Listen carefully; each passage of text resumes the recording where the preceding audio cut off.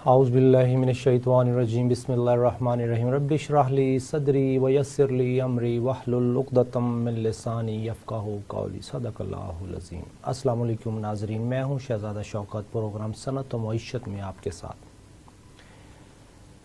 ہم نے اپنی صنعت کو کمزور نہیں رہنے دینا، یہی ہمارے اس پروگرام کا ایجنڈا ہے۔ ہم نے اپنی معیشت کو مضبوط کرنا ہے، یہی ہمارا ایک مشن ہے۔ ہم نے کوشش کرنی ہے کہ ہماری صنعت کو وہ کون سی بیماریاں لگ گئی ہیں جن کو ہم نے اپنی صنعت سے دور کرنا ہے، جن کا علاج کرنا ہے۔ ہماری معیشت کو وہ کون سی جونکیں چمٹی ہوئی ہیں جن کی وجہ سے ہماری معیشت کا خون چوسا جا رہا ہے، اور ہم ان کا علاج کیسے کر سکتے ہیں۔ ہماری ہمیشہ یہ خواہش رہی ہے کہ ہم اس پروگرام کے توسل سے اقتدار اعلیٰ میں بیٹھے ہوئے دوستوں کو ایک دوستانہ پیغام دے سکیں کہ اگر وہ اس ملک کے ساتھ سنسیئر ہیں، لائل ہیں، اگر وہ میر صادق یا میر جعفر نہیں ہیں، غدار نہیں ہیں، تو ان کو اس ملک کی بہتری کے لیے پالیسیز بنانی پڑیں گی۔ ان اقتدار اعلیٰ میں بیٹھے دوستوں کو اس ملک کی نہ صرف بہتری بلکہ اس کو اس میس سے نکالنے کے لیے پالیسیاں بنانی پڑیں گی۔ دیکھیں، آج کے دور میں اگر ہم نے کوئی غلط مقصد کہیں سے حاصل کرنا ہے تو اس کے لیے پالیسی بنائیں گے، لا بنائیں گے اور مقصد کو حاصل کر لیں گے۔ جب گورے ہمارے اس سب کانٹیننٹ میں آئے تھے تو انہوں نے صرف اور صرف لاز بنائے تھے، قوانین بنائے تھے کہ یہ قوانین ہیں، ان کے تحت آپ زندگی گزاریں، ہمیں کوئی اعتراض نہیں۔ آج بھی بہت سے وہی قوانین ہیں جو ان لوگوں نے بنائے تھے ہم کو غلام رکھنے میں۔ آج بھی وہی قوانین، اسی پیٹرن پہ قوانین بن رہے ہیں جس کے تحت ہماری صنعت بھی کمزور ہے، ہماری معیشت بھی کمزور ہے۔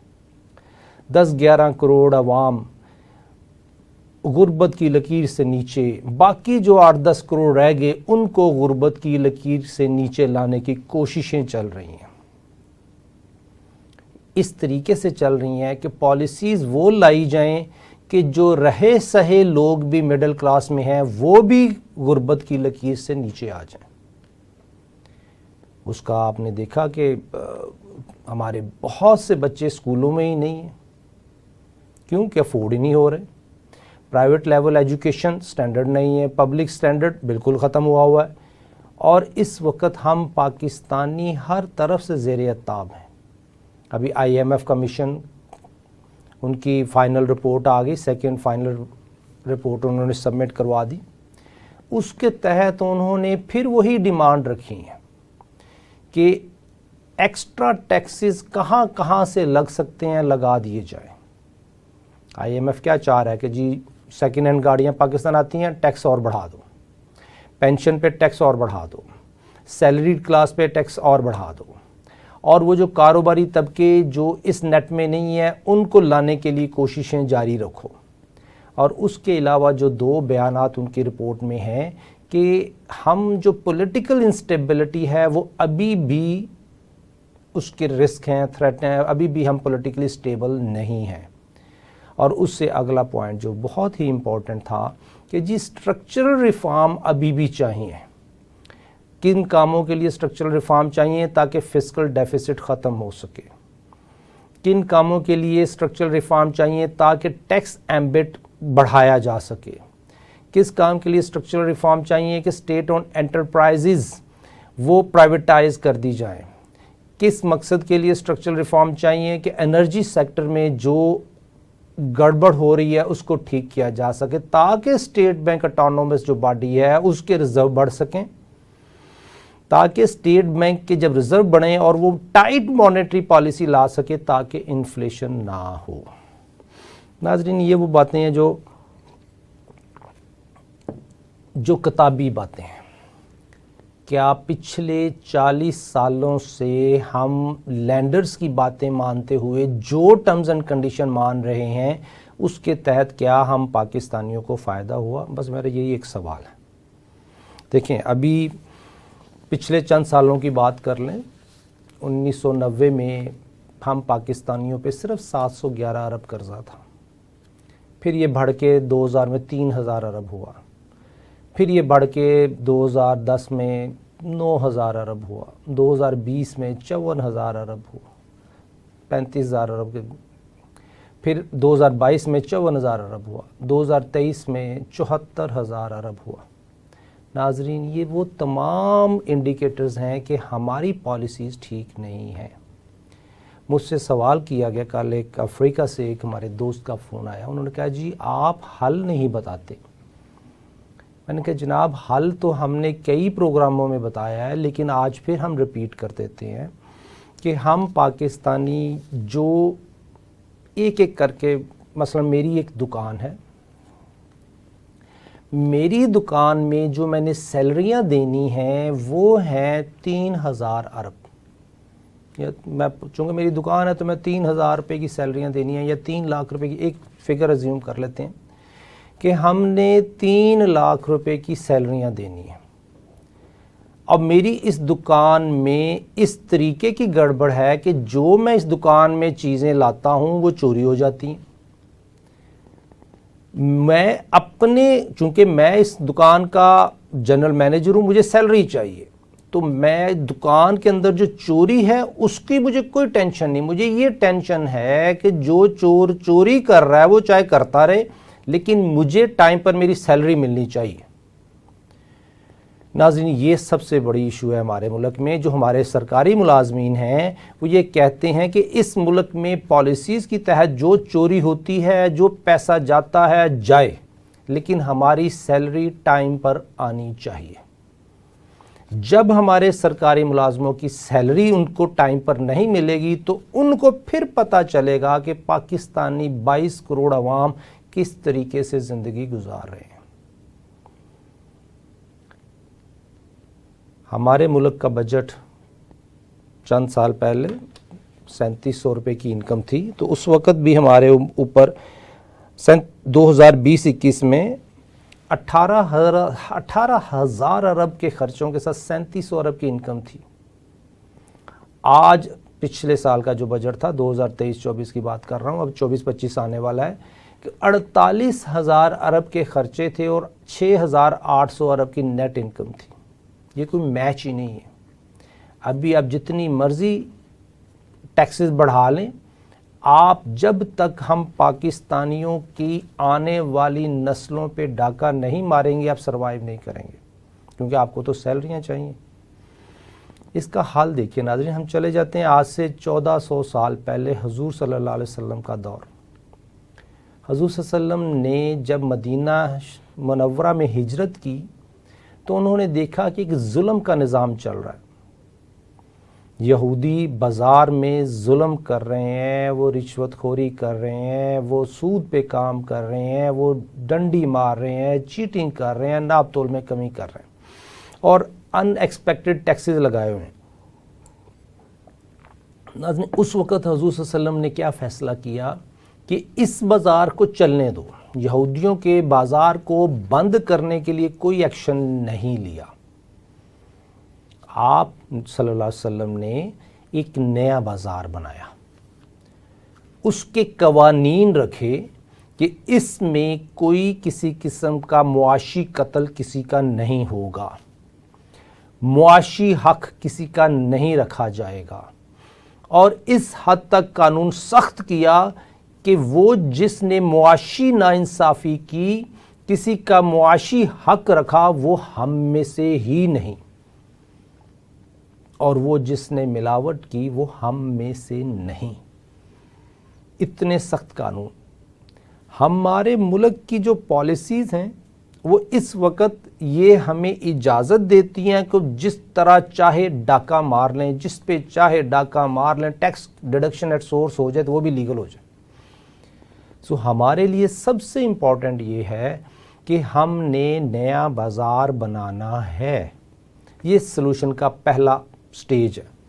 यही बात फेडरल शरिया कोर्ट में चीफ जस्टिस साहब नूर मुस्कान ज़ई साहब जो शहीद हो गए, उनसे उन्होंने सवाल किया, शहजाद साहब हम सिस्टम बंद कर दें। मैंने कहा जी बिल्कुल नहीं बंद करना, इसको चलते रहने दें, लेकिन हमें पैरेलल सिस्टम बनाना है जिसका बेनिफिशरी हम पाकिस्तानी हों, इसके बेनिफिशरी गवर्नमेंट ऑफ पाकिस्तान ना हो, اس کا beneficiary state bank of Pakistan نہ ہو، اس کا بینیفیشری لینڈنگ انسٹیٹیوشن نہ ہو، اس کا بینیفیشری منسٹری آف انرجی نہ ہو، اس کا بینیفیشری منسٹری آف فائنانس نہ ہو، اس کا بینیفیشری پرائم منسٹر آفس نہ ہو، اس کا بینیفیشری پریزیڈنٹ آفس نہ ہو، اس کا بینیفیشری آرمی نہ ہو، تو پھر ہم معاشی طور پر انصاف قائم کر پائیں گے۔ یہ پہلا۔ اس کے پیچھے کیا راز ہے؟ آپ چلے جائیں حضرت نوح علیہ السلام کا دور، آپ بالکل دیکھیں اس میں حضرت نوح علیہ السلام نے جب دعا کی کہ یہ لوگ ایمان نہیں لا رہے، 950 سال تک وہ کوشش کرتے رہے کہ یہ لوگ ایمان لے آئیں، کہ میری قوم ایمان لے آئے، کہ میرا بیٹا ایمان لے آئے۔ تو جب ان کی دعا قبول ہوئی تو اللہ تعالیٰ نے یہ نہیں کہا کہ یہ سب کو سزا دی جاتی ہے جو ایمان نہیں رکھتے، نہیں، اللہ تعالیٰ نے آپشن دی۔ اللہ نے کہا اے نوح علیہ السلام کشتی بنائیے، اس کشتی کے بنانے کے ساتھ ساتھ تبلیغ جاری رکھیں۔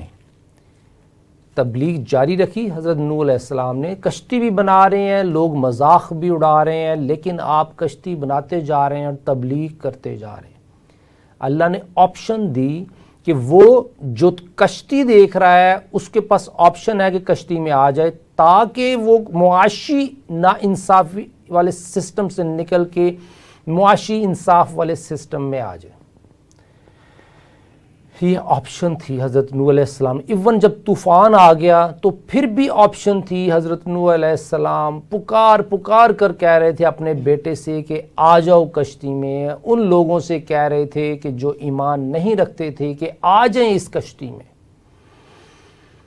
ناظرین کیا ہوا کہ اللہ کا یہ قانون رہا، اس سے یہ کیا بات اخذ ہوتی کہ اللہ کا قانون ہے کہ اللہ آپشن دیتا ہے کہ یہ حق کا راستہ ہے، یہ حق کا راستہ نہیں ہے، کس راستے پہ آپ نے چلنا ہے، آپ کے پاس چوائس ہے۔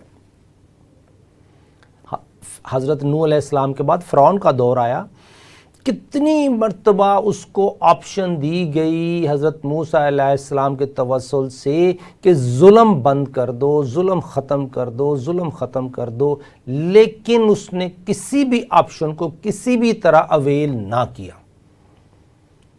اب تیسری مثال دیتا ہوں، ہفتے والے لوگ یہودی جو گناہ کرتے تھے، ہفتے والے لوگوں کی لاجک کیا تھی؟ وہ ایک ہیلا تھا۔ ایک ان کا مفتی اٹھا، ان کا کوئی آدمی کہ جی ہم نے اللہ کی وائلیشن نہیں کرنی، لیکن ہفتے والے دن مچھلیاں نظر آتی ہیں، ہم کیا کریں؟ تو انہوں نے ایک ہیلا نکالا۔ ہیلا کیا نکالا کہ ہفتے والے دن مچھلیاں سامنے ہیں، ان کو نہیں پکڑنا، زندہ رکھنا ہے۔ پاؤنڈز بنا لیے، ہاؤز بنا لیے، اس میں پانی آتا تھا مچھلیوں سمیت، تو مچھلیاں واپس نہیں جا سکتی تھیں کیونکہ وہ ہاؤز میں رہ جاتی تھیں۔ مچھلیوں کا شکار ہفتے کو کیا لیکن زندہ رکھیں، اس نیت کے ساتھ کہ اللہ نے یہ کہا ہے کہ ہفتے کو مچھلیاں نہیں پکڑنی تو پانی سے نہیں نکالنی، تو ہم پانی سے نہیں نکال رہے۔ جب پانی سے نہیں نکالنی مچھلیاں اور اتوار والے دن نکالنی، تو ایک سیٹ ایسا تھا جو کہتا تھا کہ یہ حلال ہے۔ اس ہیلا سے اگر ہم نے شکار کیا ہے تو حلال ہے، لیکن یہ اللہ کو دھوکہ دینے کے مترادف تھا۔ قرآن مجید میں ہے کہ یہ جو ہیلا تھا اللہ کو پسند نہیں آیا، لیکن یہ ہیلا چلتا رہا، اتنا چلا کہ 3 قسم کے لوگ ہو گئے۔ ایک وہ جو اس گناہ میں تھے، جو کہتے تھے کہ ہیلا حلال ہے۔ دوسرے وہ جو کہتے تھے کہ یہ لوگ گناہ کر رہے ہیں، یہ شکار کر رہے ہیں، ہمیں کیا۔ تیسرا وہ تھا جو کہتے تھے ان کو کہ یہ ہیلا حلال نہیں، حرام ہے، یہ اللہ کو دھوکہ دینے کے مترادف ہے، اس سے باز آ جاؤ۔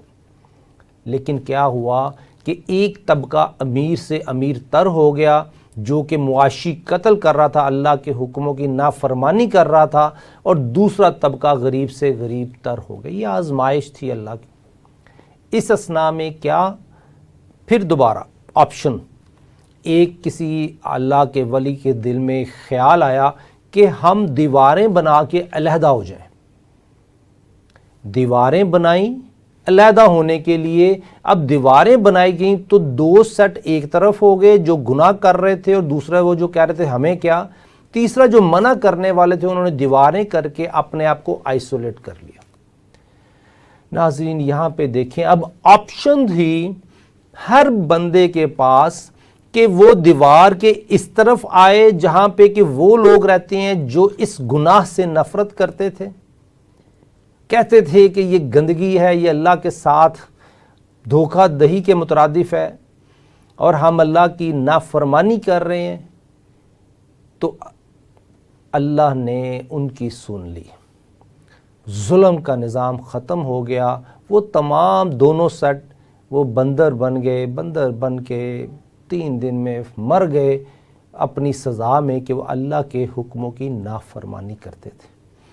ناظرین بریک میں جانے سے پہلے میں صرف اتنا کہہ دوں کہ ہم وہ پاکستانی ہیں جو ہیلے کے تھرو حرام چیزوں کو حلال کرنے کی طرف جا رہے ہیں.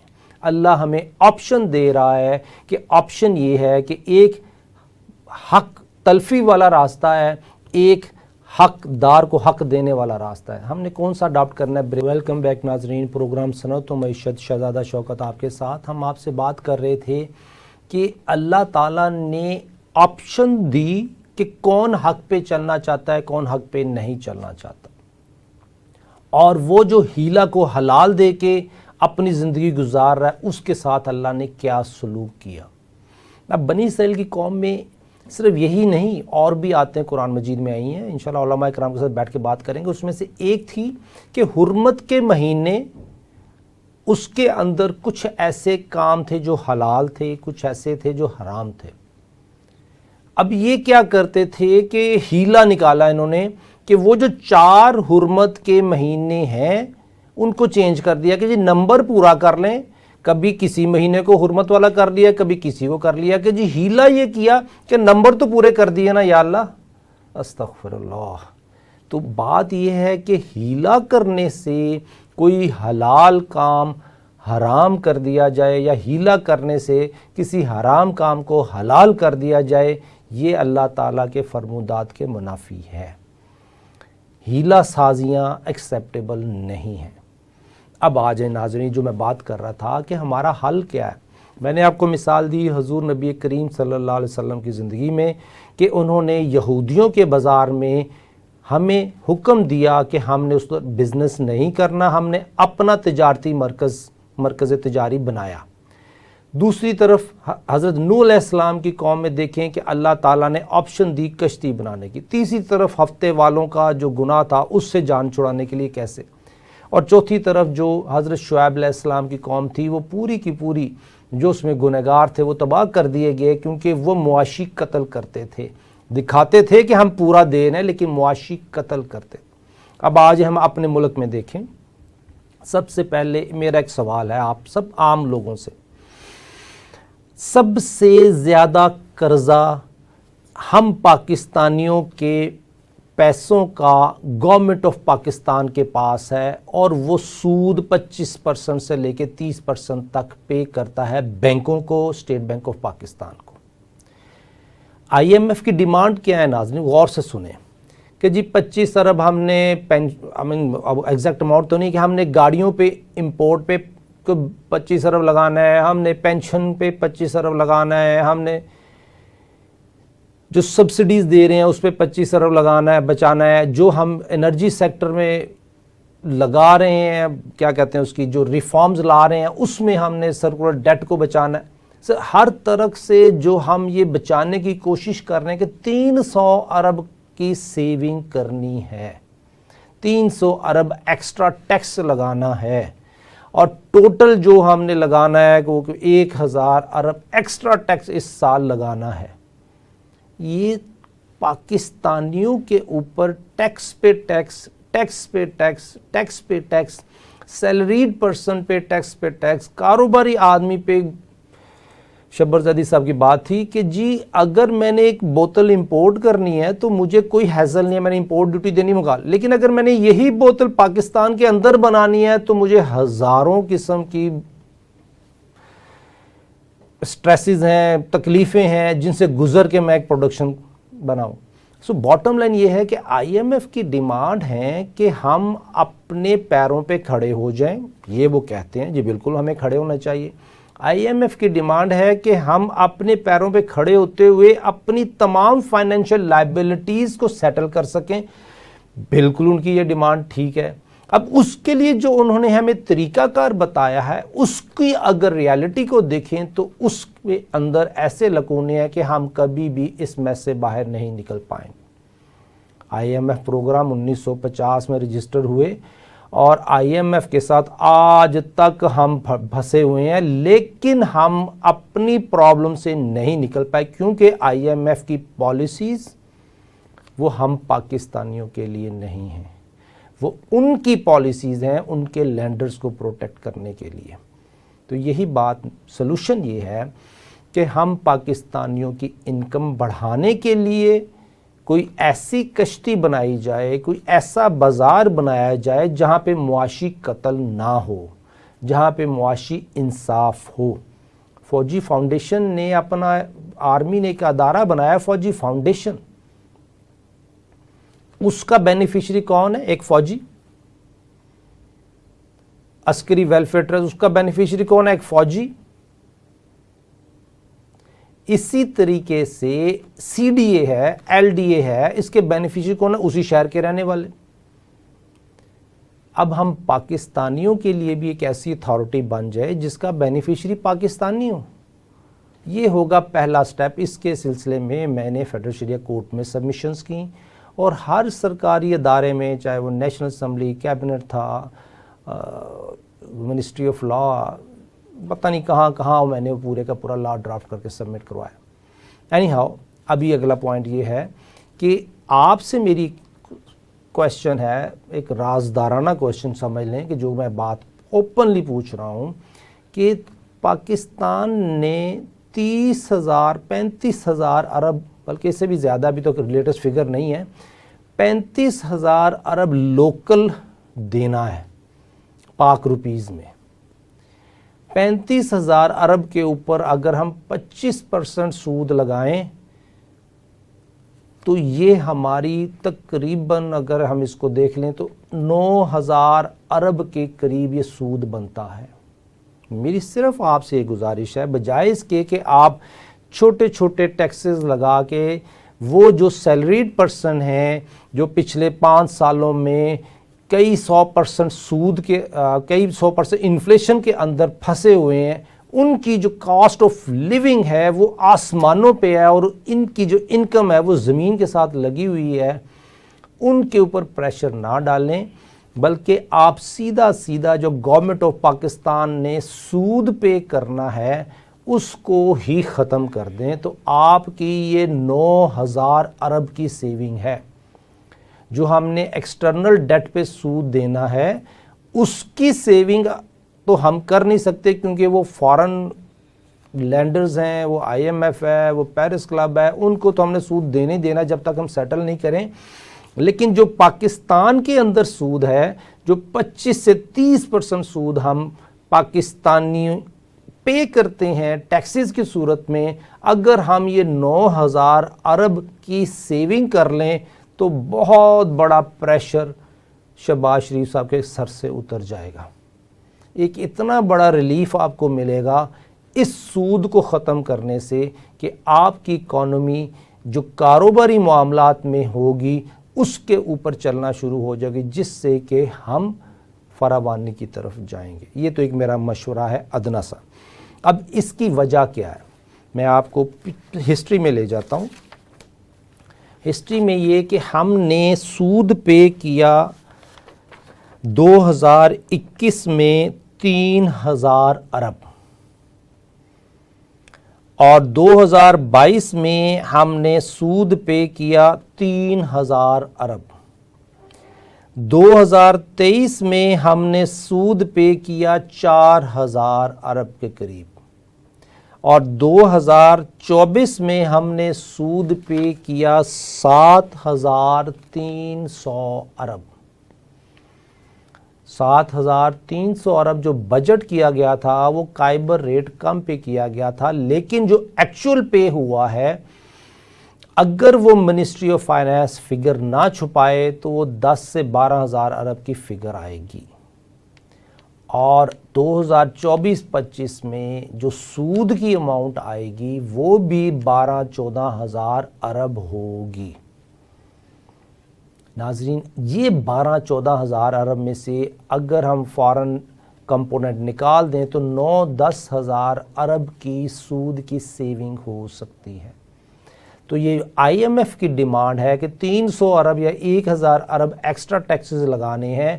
یہ جو سیونگ ہے 9-10,000 ارب کی اس سے بہت زیادہ ہے، لیکن آئی ایم ایف پروٹیکٹ کرتا ہے کہ ہم سود کو نہیں چھیڑنا، ہم نے ٹیکس لینا ہے، ٹیکس لے کے ہم نے بینکوں کو سود دینا ہے اور بینکوں کو کمائی دے کے پاکستان کے اوپر اور پاکستانیوں کے اوپر لائبلٹی بڑھانی ہے تاکہ ویلیو مس میچ کی طرف ہم جا سکیں۔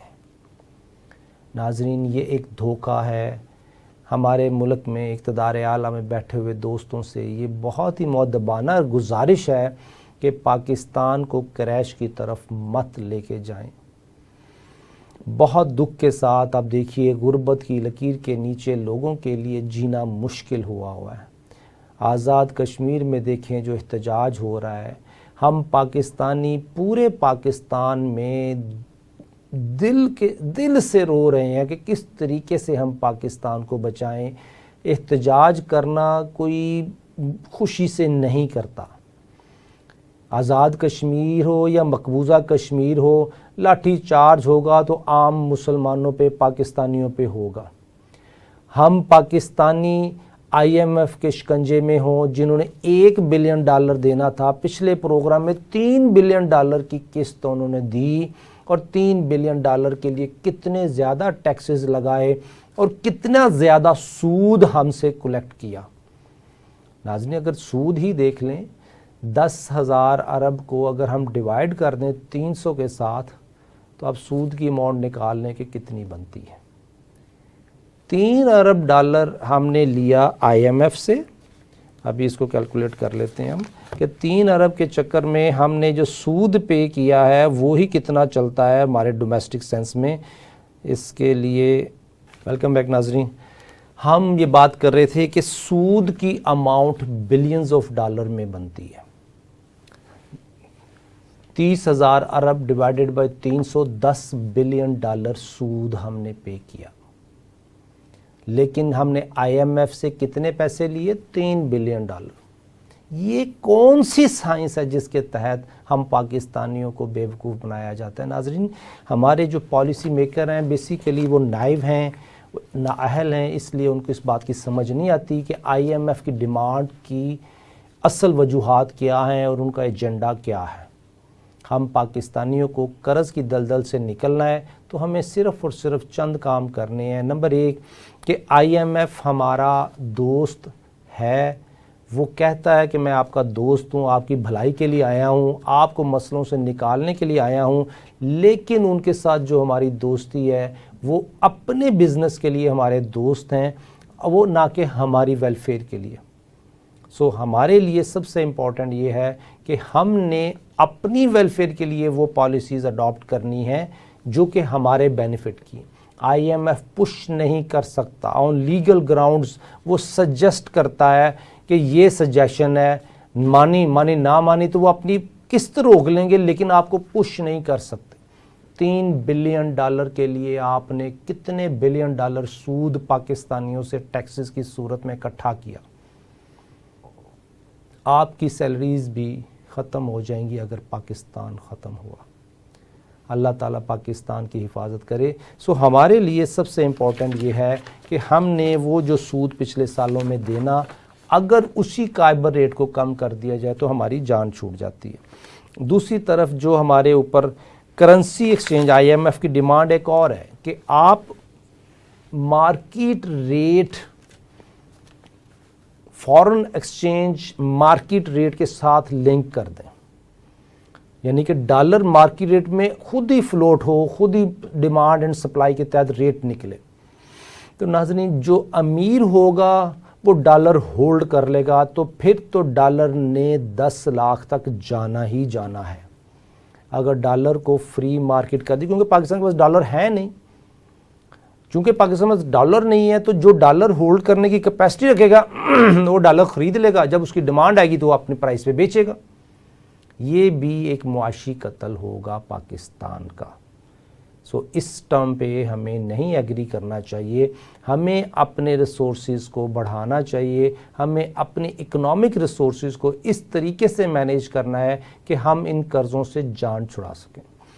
سو میں سمرائز کرتا ہوں ناظرین، ہمارے پاکستانیوں کے پاس آپشن ہونی چاہیے کہ ہم اس معاشی ناانصافی یا معاشی ظلم کے سسٹم میں، جہاں پہ کہ سودی سسٹم کا راج ہے، چاہے وہ اسلامک بینکنگ ہے چاہے کنونشنل بینکنگ ہے، اس سودی سسٹم کے تحت ایک معاشی قتل چل رہا ہے۔ اس معاشی قتل میں اگر ہم اسی سسٹم کا حصہ رہیں گے تو ہم سلوشن کی طرف نہیں جائیں گے۔ ہمیں پاکستان سے، گورنمنٹ آف پاکستان سے یہ ریکویسٹ کرنی ہے کہ ہمیں اسلامک بینکنگ نہیں چاہیے، ہمیں ایک ایسی اتھارٹی چاہیے جس کے تحت ہم مسلمان کاروبار کر سکیں، ہم مسلمان زندہ رہ سکیں، مسلمان مر سکیں، مسلمان جی سکیں۔ یہی ایک ہماری ریکویسٹ ہے۔ اس کے تحت اس اتھارٹی میں بینیفیشری صرف اور صرف پاکستانی ہوں گے، نہ کہ کوئی سرکاری ملازمین جن کی تنخواہیں یہ پے کر۔ ہاں ایک وقت آئے گا، شروع میں تو اس کو محنت کرنی ہوگی، لیکن ایک وقت آئے گا جب پاکستان کے قرضے اتارنے کی پوزیشن میں یہ اتھارٹی ہوگی تاکہ اس سے جان چھڑا سکے۔ ناظرین یہ ہے ہماری آج کی چند پوائنٹ۔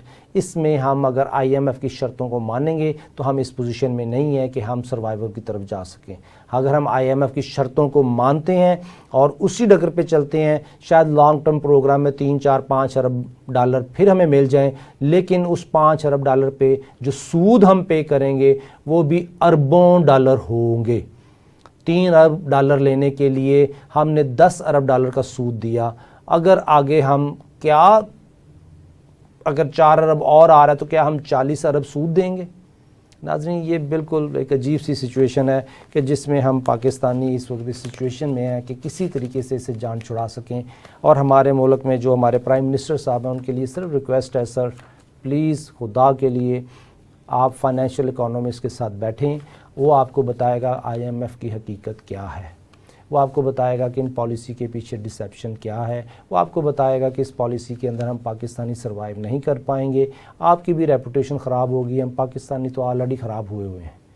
اسی سسٹم میں یہ ظلم کا نظام اس وقت تک چلتا رہے گا جب تک کہ ہمیں آپشن نہ دی جائے۔ ہمیں آپشن دے دیں، ہم انشاءاللہ تعالی اس پہ کام کریں گے، کیونکہ جو آج ہماری 11